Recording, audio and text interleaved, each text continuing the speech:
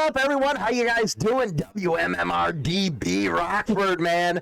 Really appreciate all the support. Don't forget, become a member on our YouTube channel. It's the link's in the description box, or all you have to do is join to become a Throttle Club member. If you want to donate to the show, you can do so by PayPal. That information's there as well. Really appreciate all your guys' support. How you guys doing around the world over on MotorcycleMadhouseRadio.com. Don't forget, immediately after this segment over on YouTube, to head on over to the radio part where we go for about an hour more with China Doll over there. Again, that's MotorcycleMadhouseRadio.com. Appreciate everything over there, man. That thing is skyrocketing. We are now available on iHeartRadio, where you can get replays of the shows, both the morning and the night one, Rockin' with Hollywood. Today, we're going to cover some news. I guess some Hell's Angel got busted with a $10 million haul. Rock and roll, man. That's a nice piece of change right there. You know, that's worth going down for. Also, we're going to be talking about the difference between the 20th century biker compared to the 21st century biker. And I got that idea from Rooster Katana, former national president of the Pagans Motorcycle Club, and now the national president of the Sutar Soldier Motorcycle Club. He was actually on yesterday's show over on the radio, and again, you can hear that segment from yesterday, where he gave a reply to the interview that we had on yesterday with a former member of the Pagans. I believe he was a chapter president and a mother chapter deal with the Sutar Soldiers. He was kind of upset, to say the least, man. To say the least. It was kind of hard to follow the conversation because, like Rooster says, he's got some mental issues. He was in an accident of some sort, lost a lot of the melon up there, but you know, it really didn't, how can I say it, the interview to me was more of a rant fest than anything factual in it. And the reason why I say that is he was talking about Rooster, then he was talking about Conan. The guy only met Conan once in passing, and he's trying to say this and that. I have to say, and you know, this is just from my viewpoint, it's not gospel or anything. There's the rumor on the street that the Pagans are selling patches, and they're just patching anybody. I don't believe this. And here's why. The Pagans are a club that started in 1959. 1959. And I couldn't see it to where a club of that stature would go and sell its patches just for money and membership. I don't believe that. I don't think under somebody like Conan that would be tolerated. I think that is when you start getting a lot of law enforcement in, because it's easier for them to infiltrate.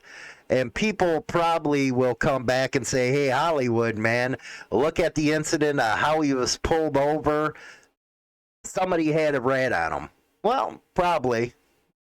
I'm not going to disagree with that.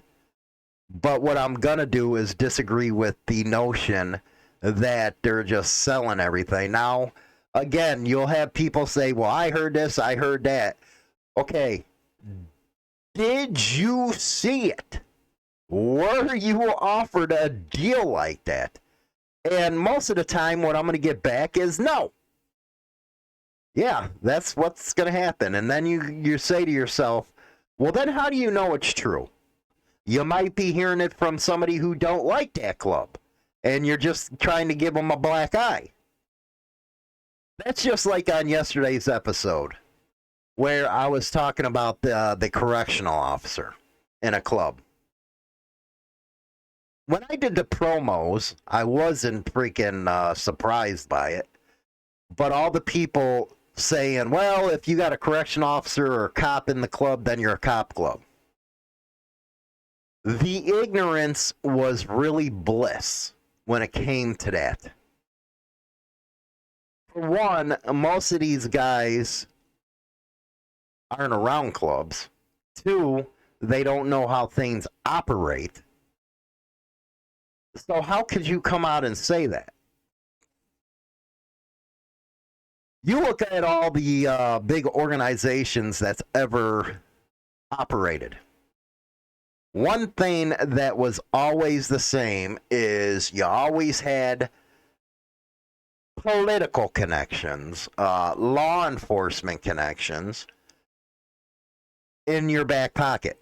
That's just the way things work.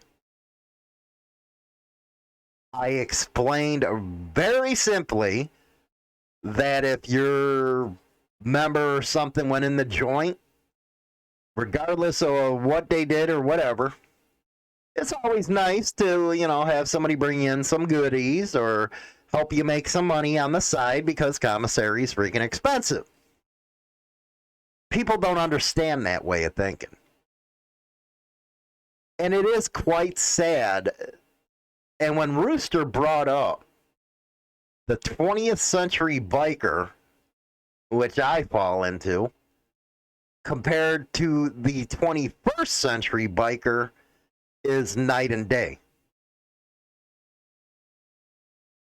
The 20th century biker had a more hardcore look on life, where you have the 21st century biker saying, well, we should forget this, we should forget that. And hey, man, that's an awesome ideal. If, you know what, I've always said it. If the clubs would be able to come together, form some type of commission deal, they'd be an army. The problem is bikers are freaking alpha males. They like doing their own thing. They're tribal, and they have no interest in that. Especially when you have 20th century bikers who lost friends to other clubs. You lost a lot of people that went to prison. It's kind of hard to give that way of thinking up. For example, and this is off the wall type of stuff, I've had some complaints about my show at nighttime, Rockin' with Hollywood at 7 p.m. And again, I'm going to plug it, motorcyclemadhouseradio.com. I get pretty wild out there, shock stuff, the whole 9 yards. And that's because the radio isn't just focused on bikers. That's one thing people have to understand, by the way. There's people that are not bikers that listen to that channel because of the awesome music we got. And then, of course, you got my shocking ass on the nights. But a couple bikers have put in concerns that, one, I'm way overboard on the show. Two, I'm a chauvinistic pig, which I accept. And three, I'm just vulgar. Well, that's the thing where you're talking about shock content. But then I turned around and thought, well, wait a second, man. That's just like normal talk for me. And then I had to step back and realize, and that light bulb went on when I was talking to Rooster Katona, where he gave the difference between the two centuries and the decades apart everybody is. And I was like, you know what? Maybe he's right. These people don't think the way we used to. They don't have that hard grit look out on life that we did. They kind of find it pretty messed up that we talk the way we do. Talk the way we do about women. Talk the way we do about law enforcement, because a lot of us can't stand them. And there's many, many reasons why we can't stand them. But you find a new group of people that have no problems. And that, again, is foreign to somebody like myself or guys my age and older. It's foreign. Because you've always heard me talk about it. You know, we always had that line, we never crossed the line. And as you think about it, all the type of events that, say, happened between 2000 and now has really changed how people understand the lifestyle, if you will. And how freaking much of dinosaurs we are, man. I have to throw that in there. I don't know if it's society that molded these people, the new ones, into the way they think, because I always thought bikers were there to rebel, go out there, have fun, party your asses off, get frickin' women all you want. There was none of this, well, I got a wife sitting at home. I wouldn't do that. I got my wife. There was none of that kind of thinking, man. When you had freaking broads sitting over there and you wanted to freaking pull out and go dump something, you went and did it. You didn't sit there and say, well, I can't do that. No, there was none of that, man. We were freewheeling. And I think Rooster struck a chord in me about that. Because I even have other people from a couple other clubs that talk to me. And they're like, and they're younger ones, you know, you got an attitude towards law enforcement. Well, there's reasons why. And the other reason was, like I said, we never mixed. We didn't care about them. They had a job to do. They would always bust us around. They would always profile us. So we didn't like them. And then you see this hypocrisy, like that story that I covered with the Sons, where a member of the gunfighters, or whatever law enforcement club they were, called 911. But here's a guy wearing a three-piece patch, and he calls 911. Well, wait a second. You can't have it both ways, man. You're either going to stand behind your patch because that's what you're repping, or take it off.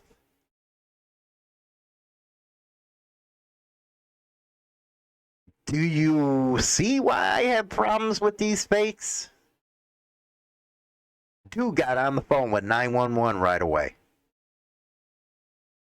Well, I have a right to wear this. Okay, why? Tell us why. Why do you think so? When you're on your day job, you're too busy trying to bust everybody. But then you can go out and act like something you're not. Hypocrites, I can't stand them, man. But I also can't stand short-sightedness from people. When they started calling them two clubs cop clubs, I was like, are you serious?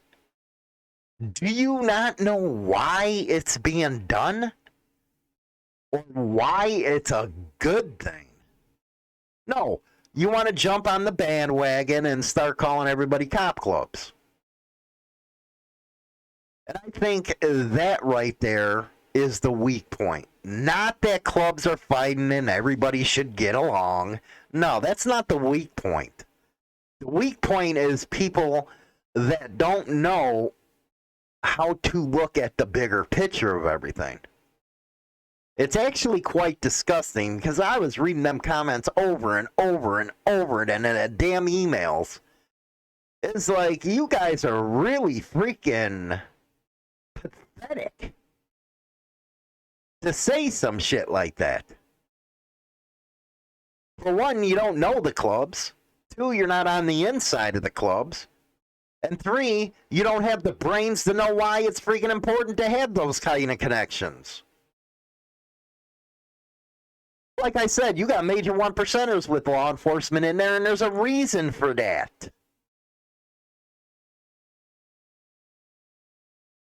Hopefully,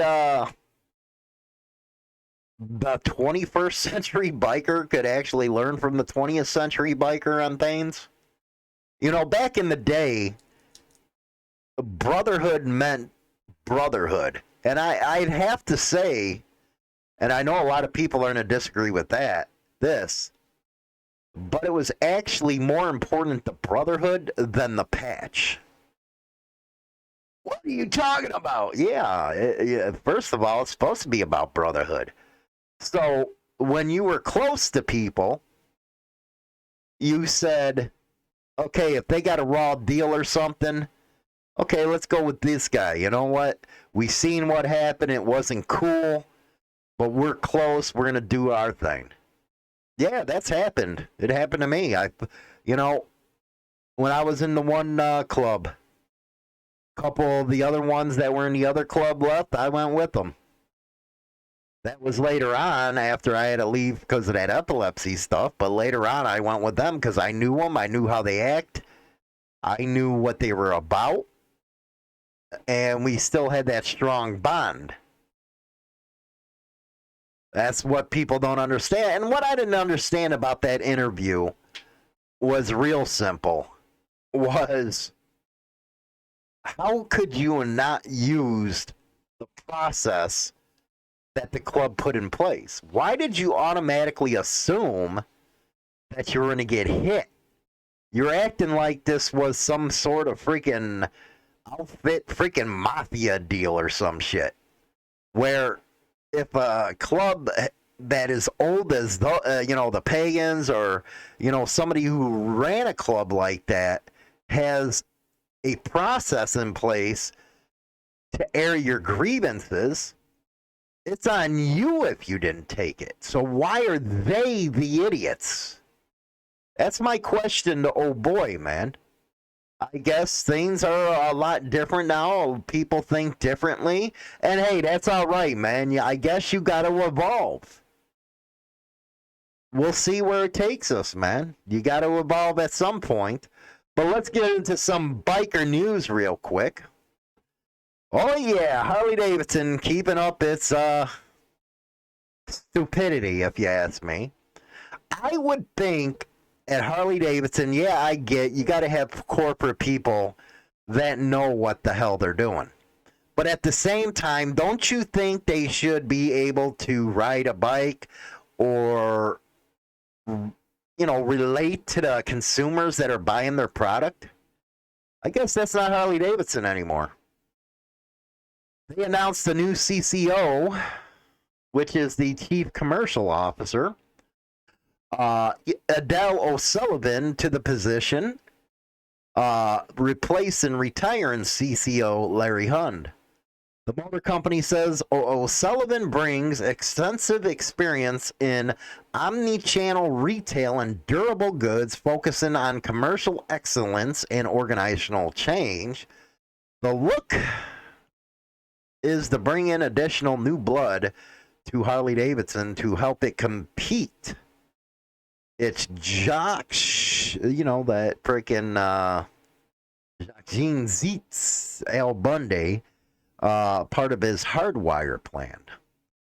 He said Adele has an excellent track record of effectively building commercial and organizational strategies based on clear market and consumer insights that deliver strong financial and operational results. She will bring new perspectives and capabilities to leadership team as we execute the priorities of our 5-year strategy, the Hardwire. So Harley Davidson's got a new CCO. Sad state of affairs right here. Man is charged with murder months after crash that killed a biker. Better late than never, I guess, right? It always seems like when somebody kills a biker motorcyclist, it takes forever for justice. The man originally cited with a misdemeanor in a crash that killed a motorcyclist in Durham and injured his wife was arrested for murder. Durham police responded to the intersection of Fayetteville Road and Stratford Lakes Drive of last year. 2018 Harley Davidson driven by 32-year-old Michael Warsman was stopped and facing south when it was rear-ended by a 2016 Honda Accord driven by 26-year-old Timothy Long. Let me guess. He was freaking drunk or something. I don't know. Timothy Long and his passenger were not injured. Long was initially cited for misdemeanor death by motor vehicle and failure to reduce speed to avoid colliding with the vehicle. On Thursday, the police said he has been since been charged with second-degree murder, felony death by motor vehicle, felony serious injury by vehicle, and reckless driving to endanger. At the time, alcohol was a factor in the crash. So you had to wait all them months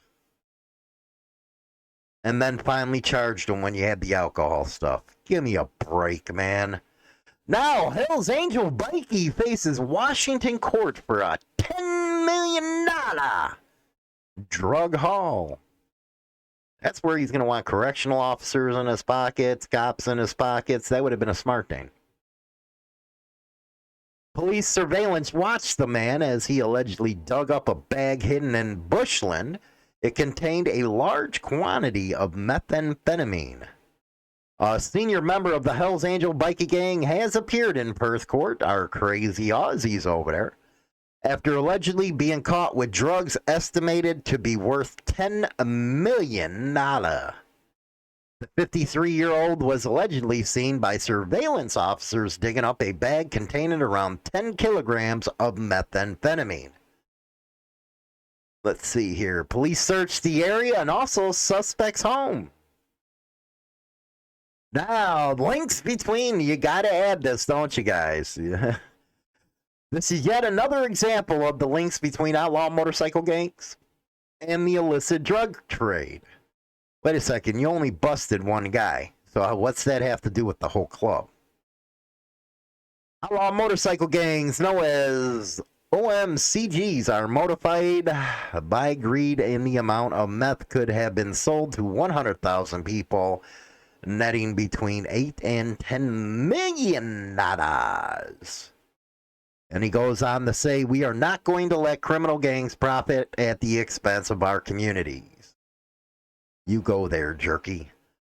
Now, sad state of affairs, dozens of shots fired between bikers, man at a 9-mile road gas station. If you're over on the radio, you can come check out the pictures. Multiple shots were fired between a group of bikers and a man about 4 p.m., according to the Escambia County Sheriff. The suspect was described only a black male wearing a plaid shirt that was driving a new model white Honda Civic.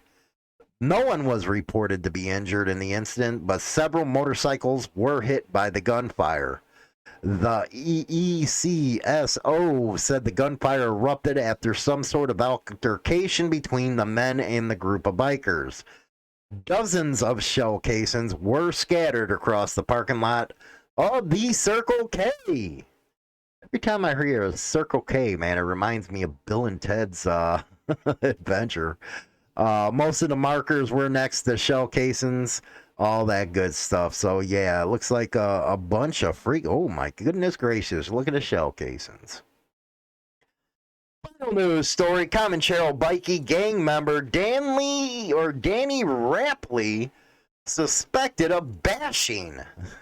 Bashing. Okay. Has been named as the suspect in a weekend bashing of Adelaide's North that left a man fighting for his life. SA police allege Danny Rapley bashed an innocent bystander who tried to intervene in a dispute between him and a woman outside a supermarket at Salisbury North on Sunday afternoon. Police say the man attempted to intervene in the altercation about 5:15 p.m., but was assaulted by the suspect, who left the scene on a blue Suzuki motorbike with the woman. Sad state of affairs. So they're looking for his ass right now. Gotta leave them citizens alone, man. It brings all kinds of cops on your ass. Anyway, that is your biker news. You gotta wish me some luck here, man. I'm gonna be going later on today. Hollywood's gonna take it for the team. I got scheduled. My God, it's been months that I've been waiting for this. Got scheduled for the COVID-19 vaccine. I believe it's the first shot, because I don't know if they got that one shot where you do it all in one bump. But, yeah, it's the first shot. The Illinois National Guard facility. I'm like walking in there. I'm sitting here wondering if I'm going to turn into a vampire like I Am Legend, man. I know BD's got his shots and stuff. He said, you know, he made it through it and all that good stuff. And here I'm thinking, yeah, man, we're going to turn into freaking vampires in a couple freaking months. You watch. So, gonna take it for the team, man. I'll let you guys know how it is. I don't think they're gonna let me record anything or any of that kind of stuff, or I'd do it, man. I'd record it to where you guys get to see the shot being taken, and man, I better not get sick off of this, man. Last time I got a flu shot, I was like dying. I was like, what the hell happened here? All I did was get a damn flu shot, and next thing you know, man, you're barfing all over the place, feeling like crap. So this is going to be a good one, because I got to convince China Doll to get hers, because she has a weak immune system and stuff, and she's working out as a frontline worker. So I got to, you know, suck it up. Even if I feel like shit, I'm going to have to freaking act like I ain't. That way she'll go get the damn thing. You got to use Jedi mind tricks on China Doll. I always talk about that on my other show. Men, use Jedi mind tricks on them. Because you know what? They do it to us all the time, man, that Jedi mind tricks crap. But anyway, we're going to get into the second segment of the show over on WMMR-DB Rockford. We're going to have a good time over there. China Doll is joining me, and we're also going to have a new studio set up tomorrow, hopefully. We're going to have, as if I don't die from this shot, double monitors, the whole 9 yards, getting the radio station set up, put in finally. We have to thank Big D for all the donations of the equipment that we got for the radio station. We are really moving hardcore on that. We got MIDI pads, MIDI plus pads. You're going to hear a lot of different sounds. We're going to throw it on just like it's on FM radio, but you know what? I'm actually glad about getting into the online portion, because FM is dying any damn way. So with that, I'll see you guys over on the radio, man, and you guys take care. Again, you can go to our Discord server as well, and you just see us live while we're doing the radio show over there, at least China Doll. All the information is right there in the description box of the video. Click it. And welcome aboard the Discord server, man. Everybody's loving it over there. You guys can sit, talk, the whole 9 yards with other bikers, other females. There's a ladies-only room for the females that would like to go over there and just talk. So I'll see you over there, guys.